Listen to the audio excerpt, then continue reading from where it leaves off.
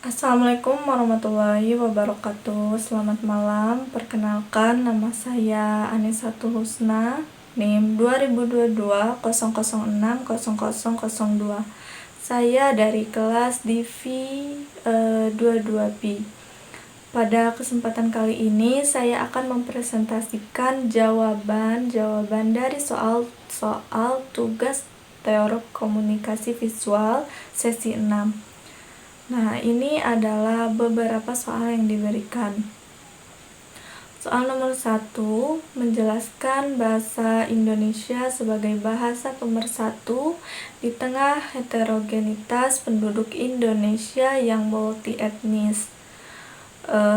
Nomor 2, untuk menjaga dan melestarikan bahasa dan budaya daerah sebagai identitas kesukuan tanpa meninggalkan atau menghilangkan sisi nasionalisme kita sebagai bangsa Indonesia. Dan yang terakhir, nomor 3, upaya untuk beradaptasi dan bersosialisasi dengan komunitas menggunakan analisis dengan pendekatan komunikasi antar budaya. Nah,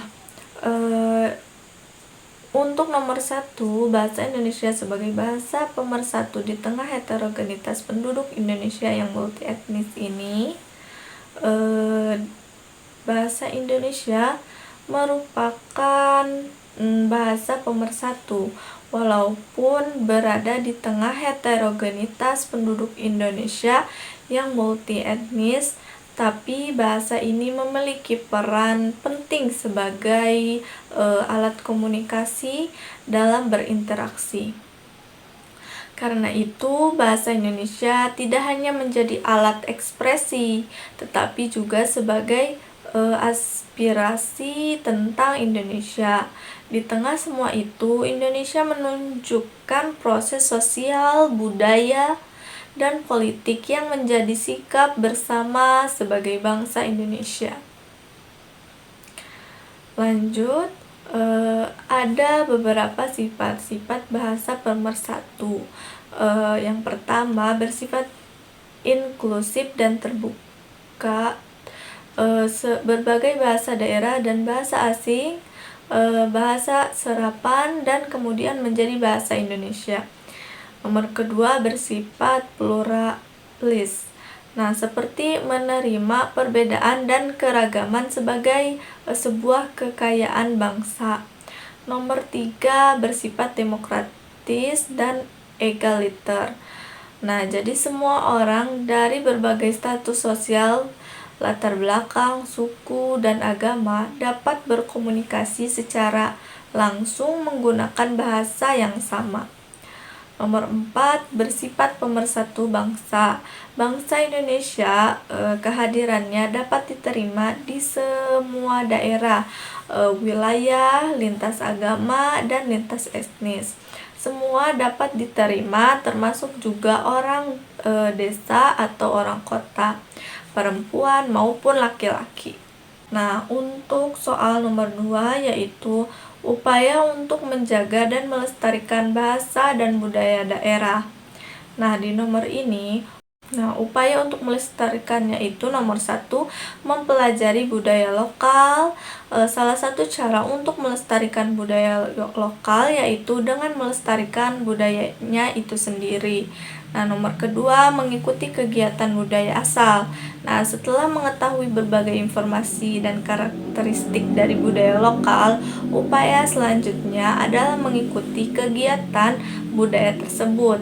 Kita bisa terlibat langsung sebagai peserta ataupun sebagai penonton. Dan nomor ketiga, jadikan Indonesia sebagai budaya lokal atau sebagai identitas adalah salah satu cara untuk melestarikannya. Lalu upaya untuk menjaganya, nomor 1, selalu mempelajari tarian dan juga alat musik daerah sekitar. Lalu nomor kedua, menjaga pakaian adat dan menggunakannya pada acara-acara tertentu. Nomor 3, mempelajari dan memakai bahasa daerah di lingkungan keluarga. Nomor 4, mengadakan dan turut serta dalam kegiatan lomba atau pentas seni di daerah sekitar. Lalu untuk soal nomor 3, yaitu upaya beradaptasi dan bersosialisasi dengan komunitas yang berbeda dengan latar belakang budayanya gitu. Untuk ini menggunakan analisis pendekatan komunikasi antar budaya. Nah, komunikasi antar budaya merupakan proses komunikasi yang terjadi antara orang-orang yang memiliki kebudayaan yang berbeda-beda. Nah, baik itu beda dari ras, sosial ekonomi, etnik, atau gabungan-gabungan dari semua perbedaan. Lalu contohnya itu seperti mahasiswa Madagaskar di Indonesia berada di lingkungan baru, dan itu pasti akan beradaptasi dan menyesuaikan diri dengan lingkungan barunya. Nah, dalam tahapan penyesuaian diri tersebut, mahasiswa harus melakukan beberapa tahapan atau fase-fase dalam proses adaptasi. Nah, itu semua soal-soal dan jawaban yang dapat saya berikan. Kurang lebihnya saya mohon maaf bila ada salah kata, salah ucapan, atau salah dalam jawaban saya mohon maaf sebesar-besarnya. Dari saya cukup sekian. Wassalamualaikum warahmatullahi wabarakatuh.